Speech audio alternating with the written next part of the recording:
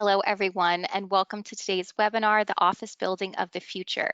I'm Jennifer Getz, the Editorial Director of Facility Executive Magazine, and this webinar is presented by Honeywell. Before we get started, I'll cover a few housekeeping items. Our speakers are on video today for their discussion, and if you would like to view them at the top of your screen, look for the bar in your window to pull down so they are visible to you. Next, please note the control panel on your screen. This is where you can submit questions via the question box at any time. There will be a Q&A portion after this discussion, so please type your questions in there to send them to us. If at any time you experience a technical difficulty, please send us a message via that question section and someone on our team will answer you privately. Also, please note the orange arrow on the left side of your control panel. Clicking on that arrow will either expand or collapse the control panel, so please be sure the panel is expanded so you can access the question box. And if you are interested in continuing education credits, please note that you'll receive a certificate of attendance in an email from Facility Executive after this webinar. You can report to your association for their credit. Now I'll introduce your speakers today.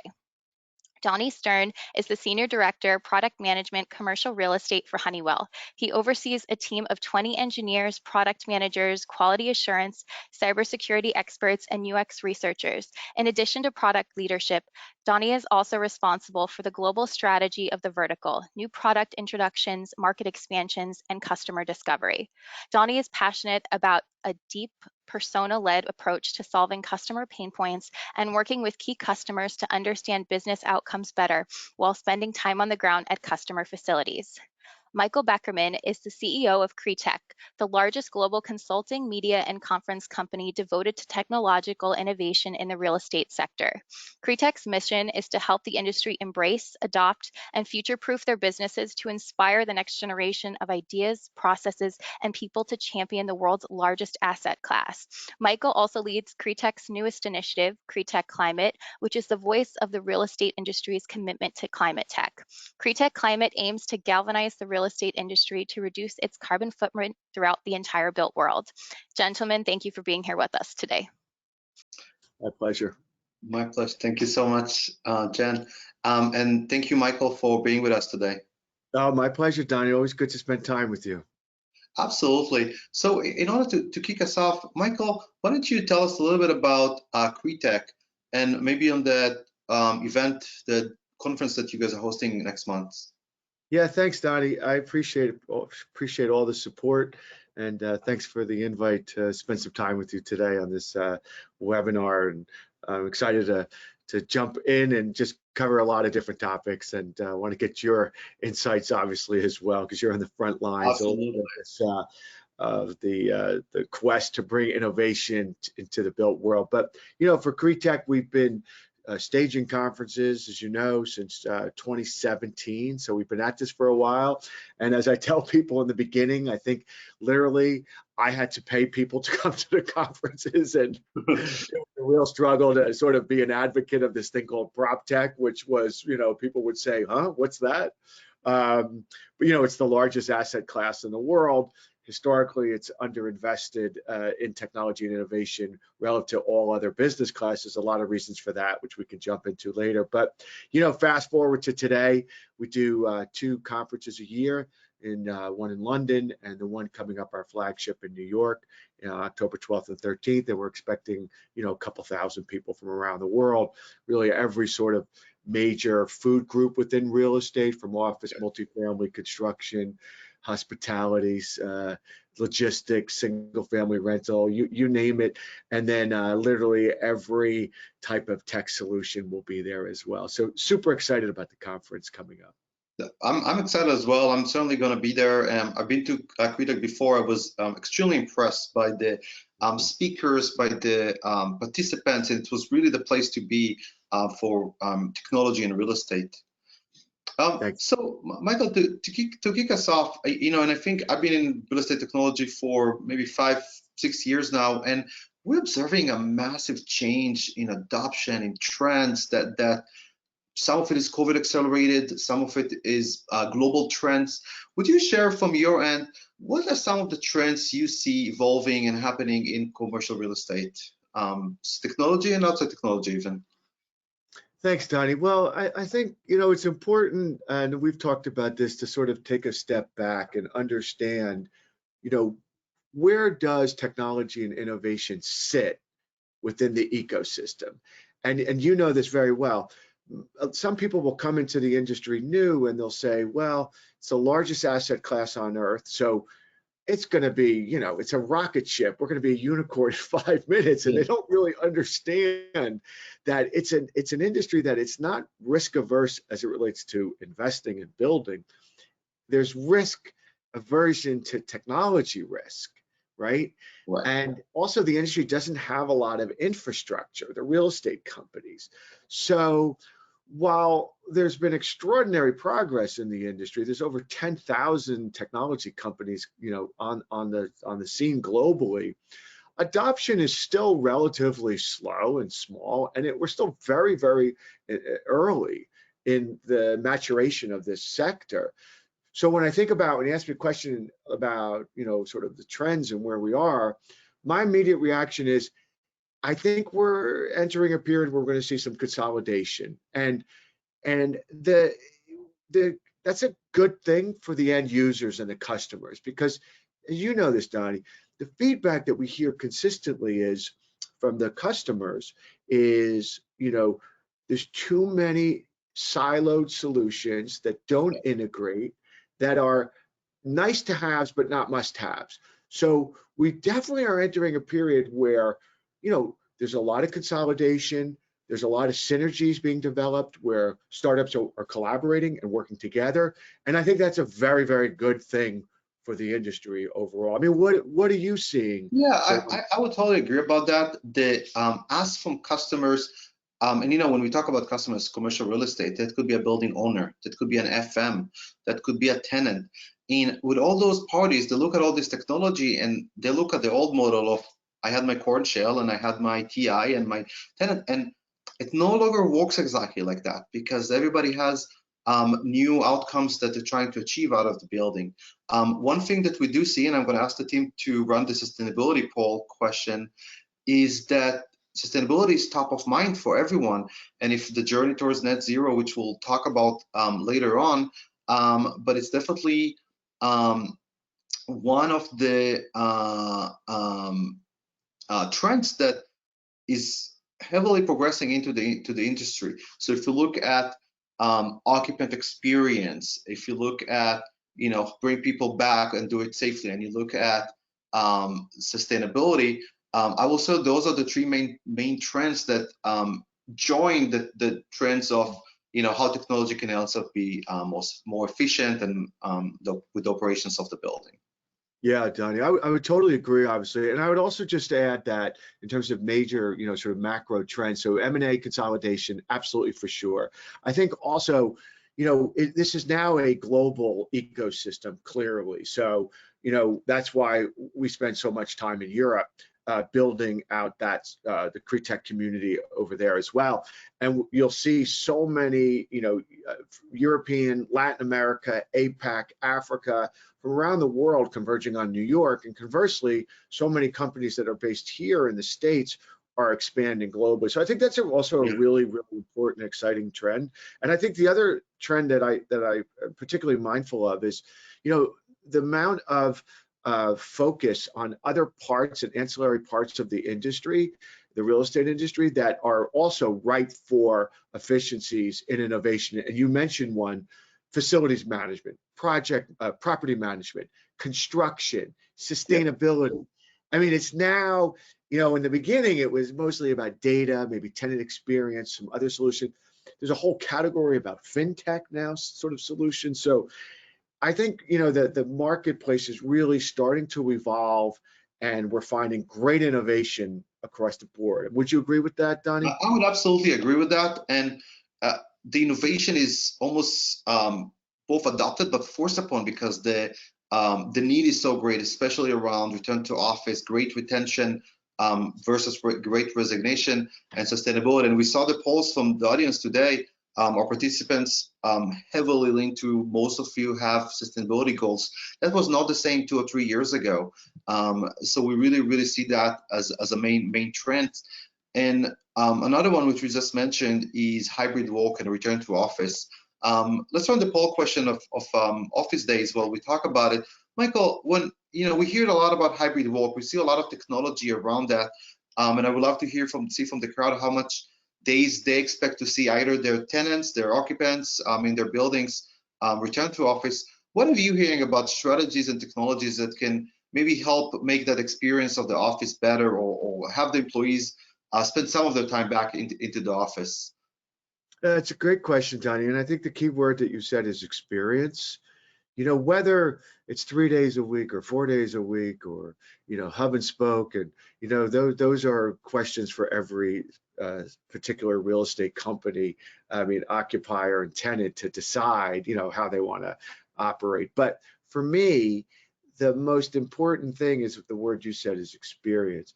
In my 35 years in commercial real estate, I've never seen a time where the office is being reimagined like it is today, which is a great thing. I mean, not to be too critical of the office marketplace, but the customer really wasn't at the center of the conversation post lease, right? And now it's all anybody wants to talk about is how do we encourage our employees to come back to work, give them a great experience, make them more productive. And you know who the beneficiary of all that is our sector, because we've got the tools that'll enable both the landlords to be able to compete more effectively, but also the tenants and the occupiers. I mean, from across the board, the solutions that they're looking for building access, tenant experience, security, conference room booking, occupancy analysis, amenities, everything, it's being powered by technology. So I don't think that is ever going away. Whether it's 3, 4, 5 days a week, I don't know. But the experience and the impact that COVID has had to companies and people to rethink what it means to go to an office, I think is a phenomenal trend, and it's forcing the industry to think of themselves in the hospitality industry, which is a good thing. Absolutely, and Honeywell, we built a new corporate headquarters in Charlotte, North Carolina, and that is the smartest building currently. I don't know if in the world, but for sure in the United States, where and more than that, where it's completely frictionless experience, and the elevator just comes to you when the employee is in the office, and everything is touchless and biometrics, and it's really smart end to end. And from a tenant perspective and an owner perspective, the systems talk to each other. If it's around occupancy forecast, sustainability, using AI to reach goals, that that combinations of goals we mentioned earlier, sustainability, what we mentioned now around occupant experience, required a lot of coordination between owner and tenant. And in Honeywell, we did it in our own headquarters, and it's part of the products we're launching in the market. And when you think about it, employees are really represent 90% of the investment in terms of capital that goes into a building at the end of the day. I know that one of the big challenges is solving the tension between building owners and tenant. How do you see them work together to create that experience that you mentioned? What are kind of either strategies or challenges that they will need to overcome to achieve that? Yeah, and I'm well aware of what you all and your colleagues have built. It's extraordinary. I wonder if post this webinar you could share some links, because it's something I've really studied and analyzed what you all built. As it's truly breaking the mold in terms of space utilization and experience. So congrats on that. Thank you. Donnie, I think the thing is like, again, I go back to, and I don't want to turn this into a self-promotional thing. I go back to my conference. When I look at my conference and you ask me, what am I most proud of, where we are in the ecosystem, it's really the fact that at no time in the history that I've been doing this have I seen so many real estate companies coming to the conferences, right? It's extraordinary how many owners, asset managers, property managers will be at the conference. And what does that tell you?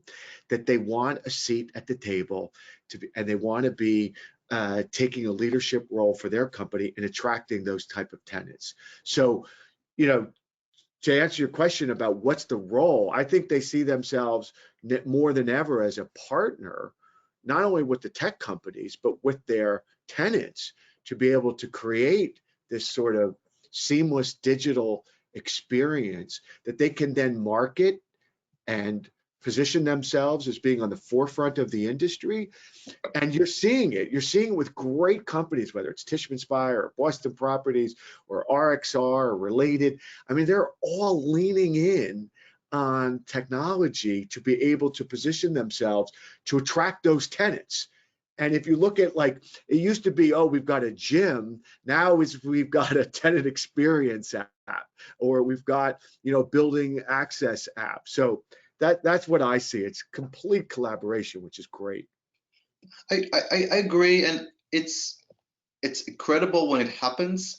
And in our corporate headquarters, when we launched our both our building and our offering, we partnered with a lot of great technology companies and had to bring them together with owner and tenant. You could take smart lighting, for example, which we partnered with Signify Smart Lights. You could take frictionless access and all those experiences. And one of the challenges still remain is who pays for the technology, who gets the benefit. A lot of times a lot of the benefits of productivity, retention, even some net zero goals, energy savings in some lease types are retained by the tenant. So how can it make financial sense for all sides while still maintaining all of it is something that I would say, as you mentioned, everyone's leaning into it to resolve that because the outcome is important here to achieve. And so this brings us, Michael, there's as a product leader within commercial real estate, trying to build the best experience, but also to partner with other best in the industry to bring the best experience to the market. What we see is, and you mentioned 10,000 companies in the field. Your firm recently completed a mapping exercise of all the prop tech companies and solutions out there across different solutions. What do you think? Why have you done that? First, because I thought it was very impressive. And second, how do you think that helps either owners, tenants choose a specific technology or solution set?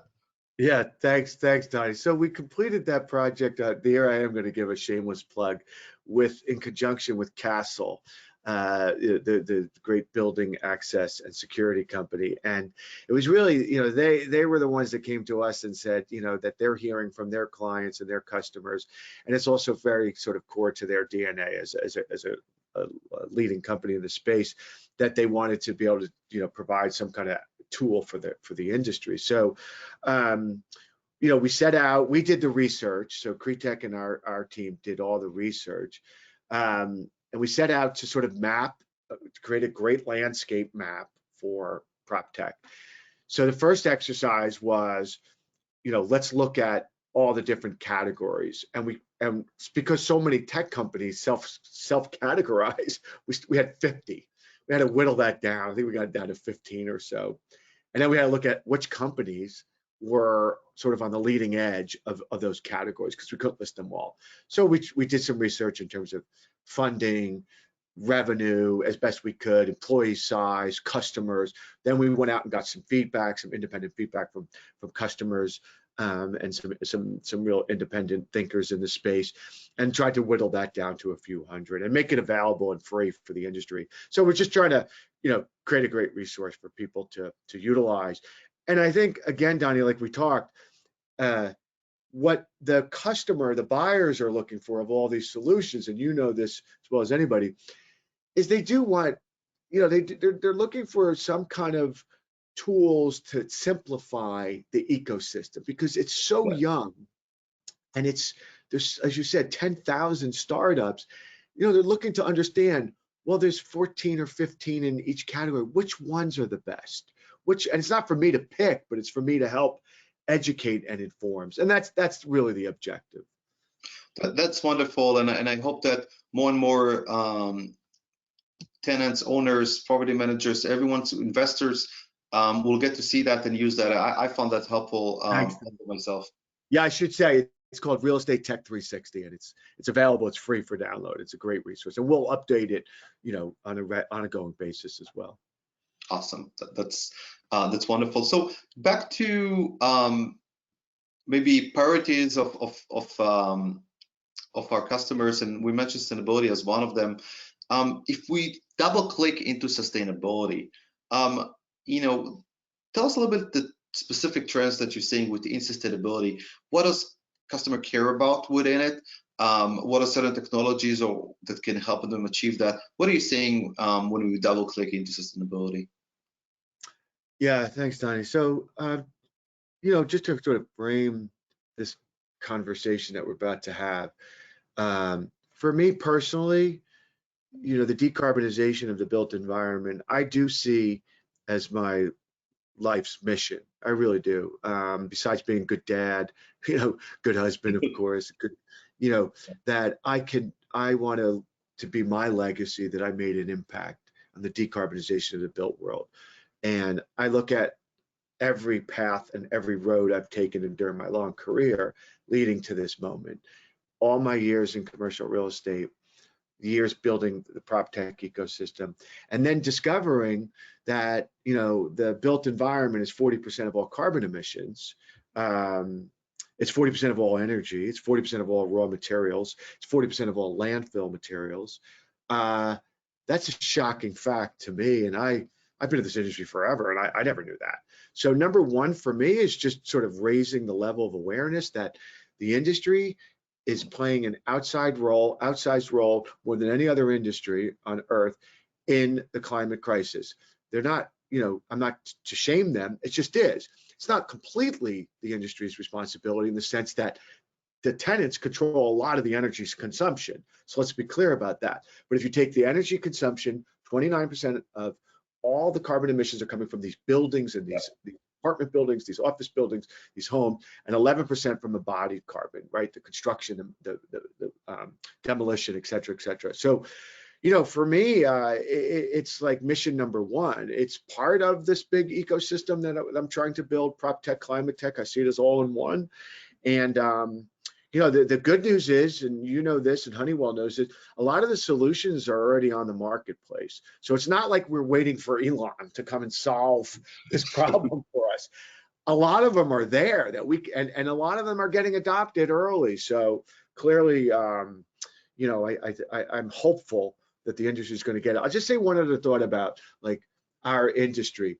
What the things that are going to really drive adoption will be external forces for the most part. So if you go back to prop tech, what is going to be the drivers of prop tech over the next couple of years? Well, it's the things that everybody's struggling with: labor shortages, supply chain crisis, inflation. Technology solves a lot of those problems. Yeah. Climate, what solves that problem? Energy management usage, better, insulated glass, prefabricated timber, mass timber, cement that's not emitting so much carbon. I mean, there's so many lighting. Honeywell has probably a suite of solutions, right? Yeah, absolutely. We're in Honeywell not only witnessed that and been a big part of that technology growth over the last couple of years.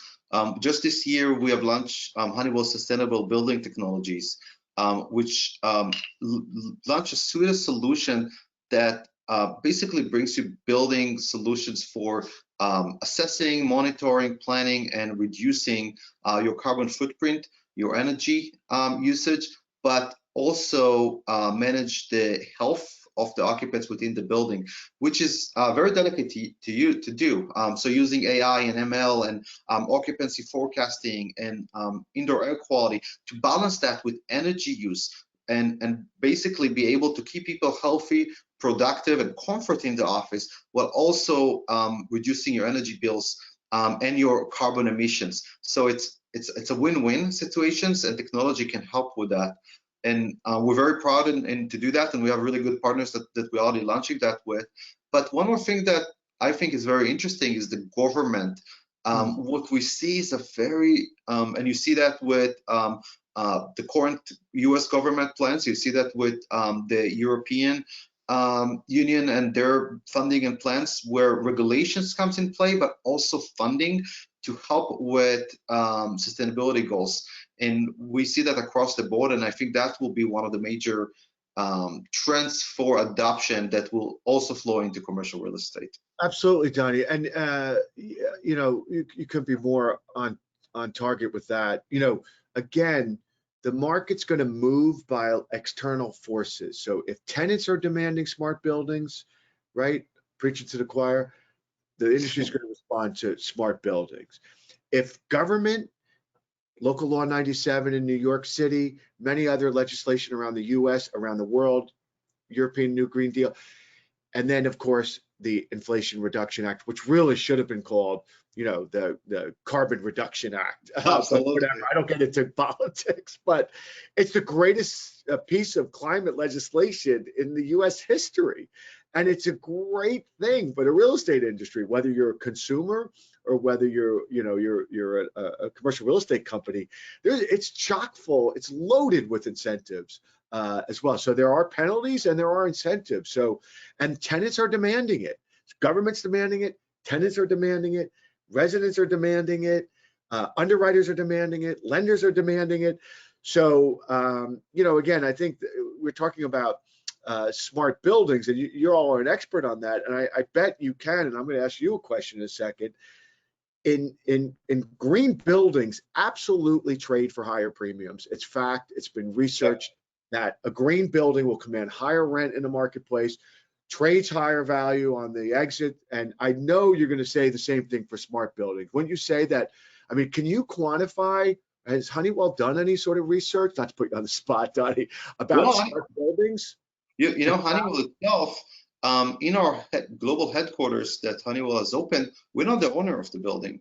And the owners of the building, company called Lincoln Harris, and the investors behind them, with all the green technologies and occupant experience technologies that existed in the building, ended up trading that building for, I think, the highest or the second highest premium ever paid for an office building in the city of Charlotte.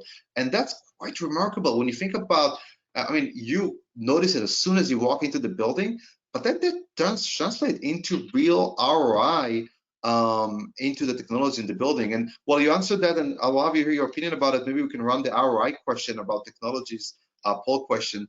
But do you see that? Do you see that you know, ROI, and how does that goes into small buildings and sustainability within buildings?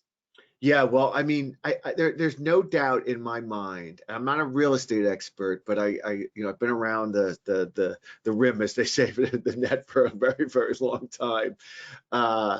That you will see a bifurcation in the marketplace between healthy green buildings and brown, dirty buildings that don't have any of the smart technologies, whether it's, you know, as we talked about, whether it's all the access tools and the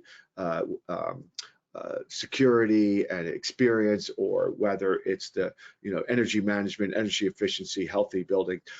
There's going to be a you know, a discount and between you know, those buildings that are just not healthy and they're not smart, and those that are. I mean, there's no doubt in my mind. And then of course you'll see, you know, the big private equity shops of the world go buy those brown buildings, reinvest in them, Yeah. that'll be a whole new category.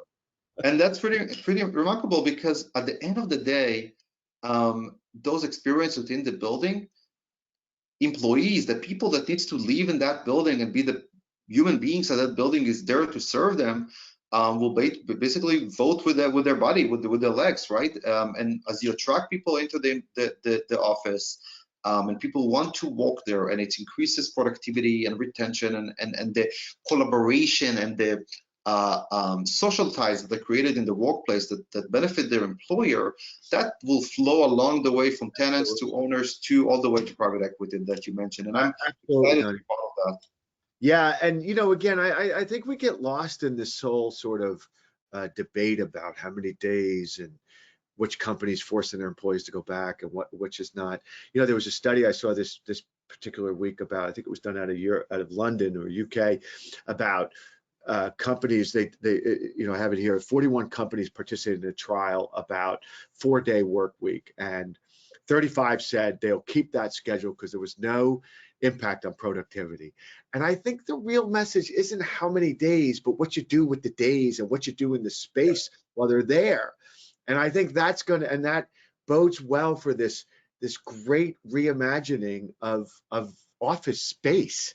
And I think it's tremendously exciting for our ecosystem, but for people that are in those buildings, because I think they'll have a better experience. I mean, I think I've often thought about, like, what are the two most archaic environments that people sort of live in, right? And we spend 90% of our lives indoors. Well, it'd be my kids in their schools, still in schools that were built like in the 1970s that haven't changed. And it's people that go to work. Nothing has fundamentally really ever changed. And now, that's why I get so excited about this conversation and all the great work that Honeywell is doing.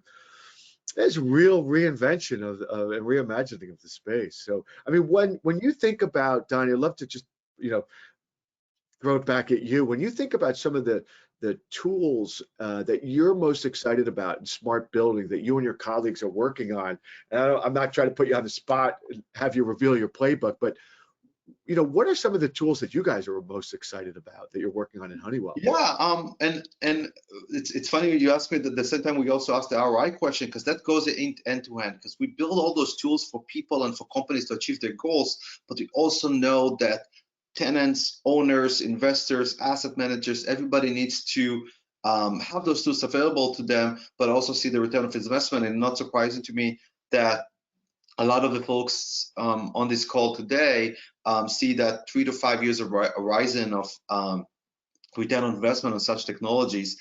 So we're at Honeywell working on a set of really, really exciting experiences within the building. One of them is the Occupant Experience Solution, and it really connects occupants, which the people within the building, their tenants, and their owner as almost one. So if you think about occupant applications, our Sign Workplace Occupant app that allows buildings to have a phone app, and that could be integrated into your company's app that already exists, or in a standalone application, allows you to control temperature, control lights, see your visitors and approve them, tap your phone to go in, similar as you use Apple Pay for everywhere else, see the lunch menu, order things, everything, EV charging, everything that you interact, planning your arrival to the office, see when your team members are getting there, so you can get the most out of your experiences. If you think about occupancy forecasts, recommendations, dashboards for both tenants and owners, all of those experiences under that Occupant Experience Solutions, something we're very excited about, and we see companies think more heavily into. And I will say the second thing, which we'll maybe talk more about, is our sustainability offerings, and how do you use machine learning, and how do you do a lot of analytics and integrations of systems, which we can do and are doing it in a very, I would say, low footprint way. Especially, you mentioned those brown, dirty buildings. The easiest thing is to take a brand new building from scratch, and if you get in time when it's being spec'd to draw the best buildings, well, guess what? Most of our buildings already exist, and you mentioned that. And we want to make it very, very simple, easy, and cost efficient to change those buildings without doing a big hardware retrofit, and use those cloud-based systems to help with that. So thank you for asking me that. That's something that I'm obviously very, very excited about. Well, I think the other thing is, Donnie, like, not to get off the too much on the smart building side, but I mean, everything that we're talking about, right? What are we talking about? We're talking about people. Yeah. People that give everything to work for a company, to spend 90% of their waking hours in this environment. Why shouldn't it be better? Why shouldn't it be good? And I think there's always been this sort of adversarial nature between employer and employee. Wow, they work for me. They, shut the F up and, just go work. You know what I mean? Like, that's the mindset. And I think that has completely changed through COVID, because, it's not that COVID itself impacted things. It was just like this reset. I mean, like, for me, looking at my journey, seeing how much time I spent commuting, like, that just was like, oh my gosh, what a wake-up call. What have we 2 done? hours every day each way to New York, sitting on a train, going through Penn State. I mean, it was a horrible experience. There's got to be better ways. I love to work. I know most people that I know are passionate, I hope, about their work. Why can't work just be better, the experience? And that's what, Honeywell and your colleagues are on the forefront of doing. I think it's great for, society. I really do. Absolutely. And we mentioned all those experience and integrations and occupant experience, sustainability, frictionless.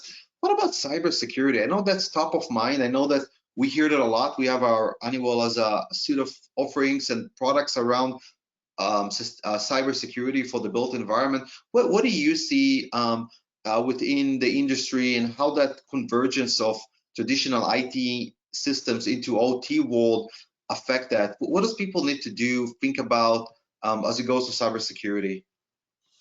Well, it makes me think of my friend Sandy Jacklow, who's now at Empire State Realty Trust, and would always say to me at the conference, Michael, you're not talking about cybersecurity enough. It's the biggest, most vulnerable part of everything. Nothing else matters. And he's right, and he's still right. I think of it like this, Donnie. And I keep name dropping, but listen, I'm not the tech guy. I just play one. At CREtech, I learn most just from talking to people like you and others. So if I'm name dropping, it's only because they're the ones that told me, gave me the idea. So I think about Lisa Picard, who said when she was running EQ office, she used to always talk about the building OS, the building OS, the building OS, and how, she had this concept of phygital, right, where it was just like the digital footprint of a building, right, needs to think, real estate needs to think of itself like a Tesla, right, that just can be fine-tuned and operated, the entire digital footprint. And so right. And I think for me, it's cyber is like the center of all of that, because with all of us now, with the industry adopting these tools, they're vulnerable clearly to all of this data that's coming in that some bad actors can get access to. So, it's not for me to recommend certain specific solutions, but I mean, I'd love to get your thoughts. I mean, what are you seeing on the cyber front? Because it's clearly, I hate to say it, but the industry is very vulnerable in that regard. I don't think Yeah, what do you think? I would say so. It's top of mind, and it's top of mind for a couple of reasons. We've all seen the recent large hacks. I won't mention specific companies. It's hurting people's privacy. It's hurting brand safety could be hurt.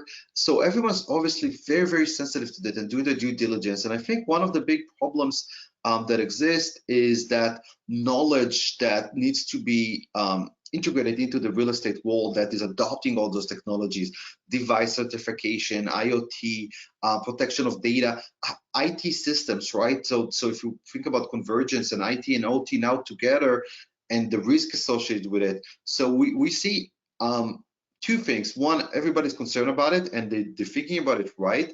But we also see willingness to adopt and change. We see that with very large banks that we work with, government entities, really across the board.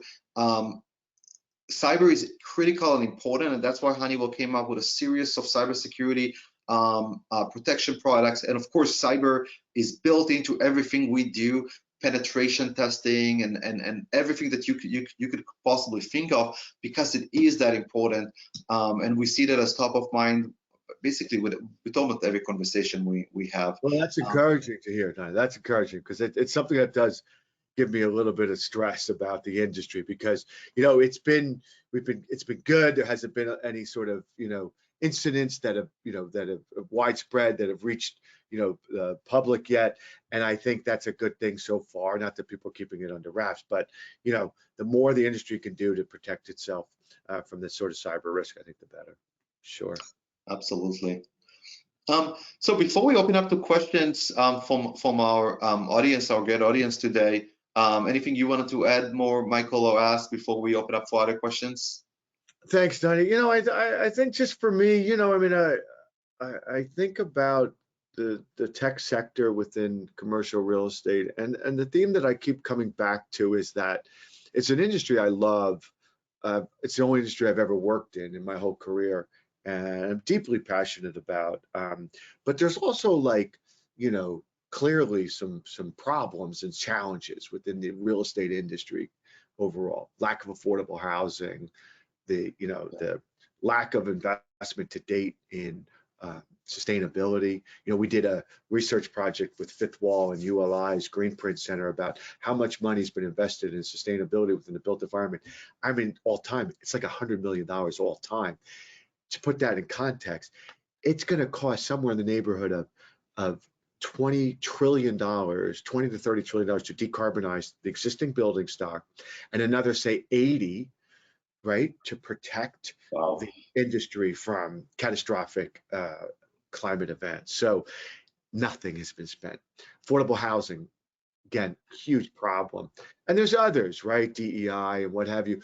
And I think that the industry looks to the prop tech sector now as being a catalyst for a lot of these solutions, right? That tech can play a role in addressing affordable housing, in creating more healthier buildings, et cetera, et cetera, et cetera. And so when I think about where we are, the ecosystem, I mean, it gives me a great deal of pride because I think we're making great progress. And it's not just about, we talked about the ROI, it's clearly there, but we're also making positive impact on people's lives. I genuinely believe that. We talked about the workplace experience and all the great work that Honeywell's doing, all the the great work you guys are doing on the sustainability front. I mean, this is just not just for ROI, it's for making better experiences and making the built environment more sustainable and more resilient and more inclusive. So I'll get off my soapbox, but that's what gets me excited about where we're at.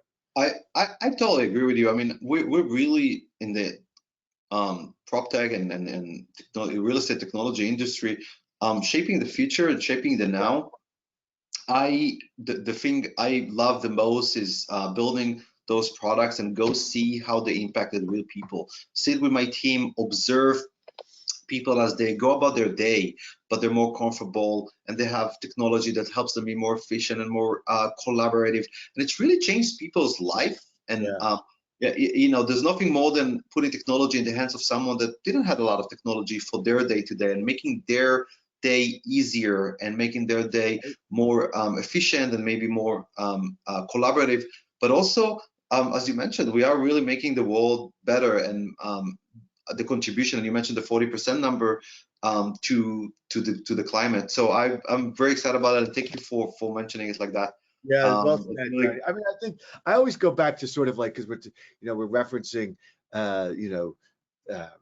experience and hospitality within the office space, which is so great. And I always go back to sort of like the hotel experience, because most people can relate to that. You go to a hotel and it's just like there's nobody there, and the customer service is terrible, or what have you. And you try and get in your room, or you try and get somebody, and they've got like a dial-up phone and what have you. You remember that horrible experience. And then you walk into a hotel and there's a kiosk and it's seamless, and you've got your phone and you get right in and you get to your room and everything's there and the technology is seamless. Which one are you going to stay at when you go back, and think about that brand? And that's where we're at. We're sort of at this inflection point within the industry, and I think it's great. So I think you said it well, Donnie. So that's awesome. So at this point, I hope everyone had a chance to put in some questions for us, either for me and Michael, or both of us. More for Donnie. He's well, just write your questions. What do you want to know? We covered sustainability and tenant experience. We covered owners, tenants, trends. We'd love to take questions now, and our team supporting us today will kind of sort through them and ask them away. So, team, whenever you guys are ready, we're ready for you. Awesome. So, Donnie, Michael, thank you for this discussion today, and thank you to all attendees for sending in questions. As we will now proceed into our Q&A to address the questions that you have sent in, and please continue to submit any questions that you may have. Okay, so our first question is, I own a building. How do I make sure I can show ROI on return to office? Donnie, that's for you, man. Absolutely. So if you own the building, you don't employ the tenants, the occupants of the tenants. So the way for you to show ROI for return to office is the value that you provide to your tenants and how it helps them with their own employees. We do that by measuring and by offering the right solutions and technologies. So as an owner, you're going to be looking at rent premiums that you can achieve. Michael mentioned earlier research. There's research, and there was one that was done last year that shows $5 or $6 per extra square feet just by having those kind of experiences. So you're going to look at implementing solutions that will get you that rent premium for ROI as an owner. You're going to be looking at how to create new revenue streams. So what we see is that a lot of owners are saying, okay, I want to do sustainability, I want to help the world, but I need to invest in systems, maybe change my chillers, maybe change my units. How do I make sure that, you know, in a triple net lease environment, that I get paid back for that investment? And there's two ways to answer that. One is tenant attraction and retention. We see more and more tenants require that as part of the selections of buildings. So buildings that would not change and adapt to that might be left behind. But in addition to that, we see that they're also willing to pay and participate in those expenses. So one example that I gave, our solution that uses AI and ML to reduce carbon emission and energy, which create extra cost savings basically for the tenant. We actually work with owners to create some kind of a profit share mechanism with their tenants for that. And tenants are happy to pay that because it's a win-win for them. They meet their sustainability goals and their energy reduction and cost reductions. Michael, I don't know if you want to add to that. That's drop the mic on that one. That's good. Awesome. Awesome. Gentlemen, what is the next one? Yes, okay. So the next question we have is, where is the best place to start when going from old buildings with plain thermostats and light switches? The end goal is best sustainability. And then a follow-up to that is, you know, how best do we sell that ROI to our executive teams? Well, we heard a lot of ROI. You take all the product questions. That's good. I take the easy ones. This, you know, you take that one. Well, I will say you start with assessment. You know, the last thing we want, at least from a Honeywell perspective, is go and tell you, go rip and replace everything you have. It's going to create waste, both in terms of the environment and in terms of cost and in terms of risk and in terms of time. We don't want to do that. We built a lot of our systems and products, so you won't need to. So give us a call or give a qualified there's great companies in that field that does that, and we hope that you choose Honeywell, and we help you assess what's in your building, what's your opportunities, what systems can help you compare to your specific goals. So if it's tenant attraction, if it's tenant occupant experience, if it's net zero and sustainability, and we'll advise you on both what systems will complement what you have, what has to be replaced or should be, or what could be added to, and also what could be more on the tenant side versus the owner side. So I will just say assessment, and from there the return on investment will come, and that can come in many forms, anywhere from attraction and tenant of tenants, or from actual rent premiums that you could get from there. Thank you for that question, and obviously it sounds like everybody's thinking of like, okay, we're in, but how do we make sure that we get paid for that? That's good. That's good. It's good. Great questions. Good sign. Awesome. Okay, we have another question. With office buildings investing in capital improvements, what would you say is the reasonable amount of construction time on site for tenants to endure? Interesting one. Michael, do you want to chat? No. We actually don't see meaningful time that is taking that is there's a downtime of the building or something. We usually try to do that very extremely low footprint. So a lot of the stuff we do are actually done remotely. We're able to install a specific piece of software, sometimes a piece of small hardware that connects into your existing building management system. Doesn't matter who made it, right? Could be any player in the industry. Stream it to a cloud, and basically we do a lot of that work remotely. So what you see here, that a lot of the work is done without people commissioning and moving room to room.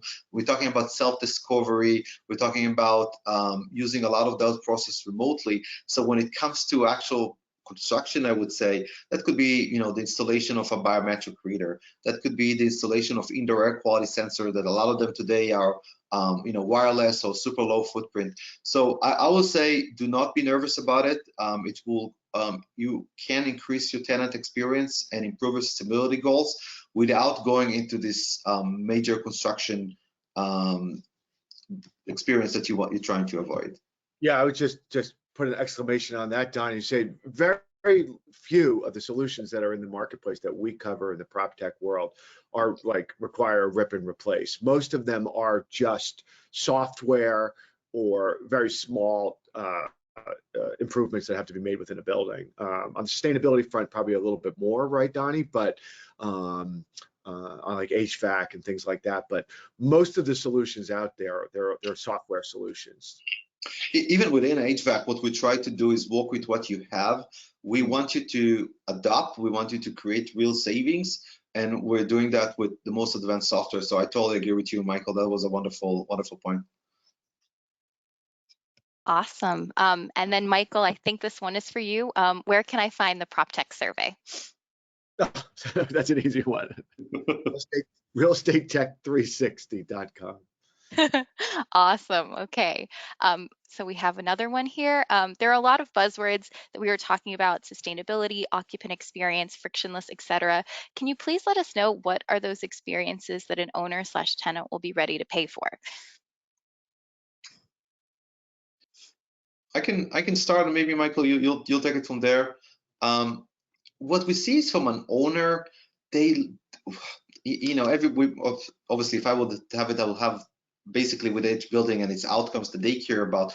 But what we hear from owners that work with us, there's a lot of them still think, what base systems do I need to make my tenants be able to plug and play with the experience that they want to have within their tenant space? So if I need to basically have smart parking, for example, if I need to offer applications, so I need to do frictionless access, but in many markets becoming standard, the way the building lobby or a fitness center used to be 20 years ago. A lot of those owners are willing to pay for because they see the more immediate return of and the differentiation of their asset. So what owners are telling us is, okay, how do I do that? But also, how do I make my building system the most friendly to connect to? What information can I share? How can it be cyber protected? And then from the tenant side, we see the demand for indoor air quality, for health.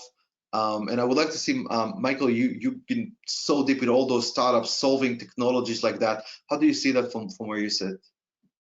Yeah, it's a really great question. I mean, of all the conversations that I've had with landlords, owners, asset managers, what have you, it very rarely comes down to cost, because we did a survey years ago with EY, obviously a big consulting tax firm, about sampling what the real estate industry's appetite and their motivation for adopting technology. And the number one by far was operating efficiency. So I think what they're most of the owners in the marketplace look at these prop tech solutions as a way to sort of streamline their internal operations and processes, whether it's marketing or leasing or fundraising or just data collection and what have you. I think there's great savings to be had. And then I think on sort of the tenant side, I think a lot of those costs are, from what I've seen and heard, are pretty nominal in terms of what it's going to cost the landlord. But the benefit on tenant retention and commanding higher lease rates, like you said, Donnie, I think that's clear on the ROI side. So cost isn't something that I hear as sort of a hindrance to adoption. It's mostly about trying to sift through all the solutions, determine which one's the best one, and then how many solutions can a company adopt that are individual single point solutions. That's why, Donnie, we've spent so much time talking about Honeywell suite, right? Suite of solutions. That's what people are looking for today. So, and I think at the end of the day, it will result in more cost savings than anything. Okay, awesome. I believe we have time for just one last question before 3. Can we expound on the frictionless experience in corporate offices very quickly before we close out? Take us home, Donnie. Yeah. I will happily take it. So I think frictionless comes in many ways.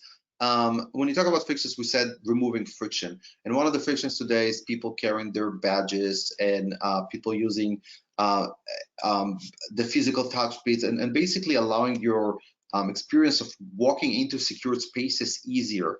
The way we do it at Honeywell is basically three different ways. One is for visitors, the second one is for contractors, the third one is for employees.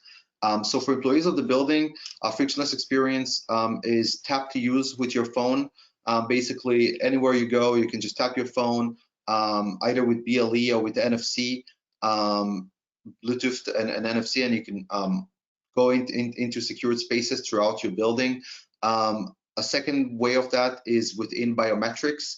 And we see more and more, by the way, people willing to do that. We're not forcing anyone to do that, and we comply with GDPR, but basically using your face, and as you walk right in, you don't even stop, you just walk right in, and it recognizes who you are, it gets you the elevator already, it knows where you need to go.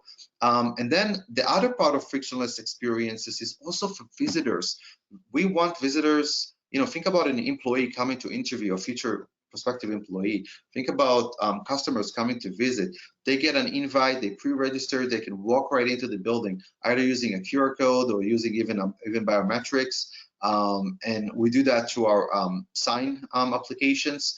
So that's kind of like the breadth of frictionless experiences that goes from access through elevator, basically from home to your desk, with the least friction as possible. Thank you for that, Tashma. That was one of my favorites, because it's really makes everything. Said, well said, well said. Great way to close. Awesome.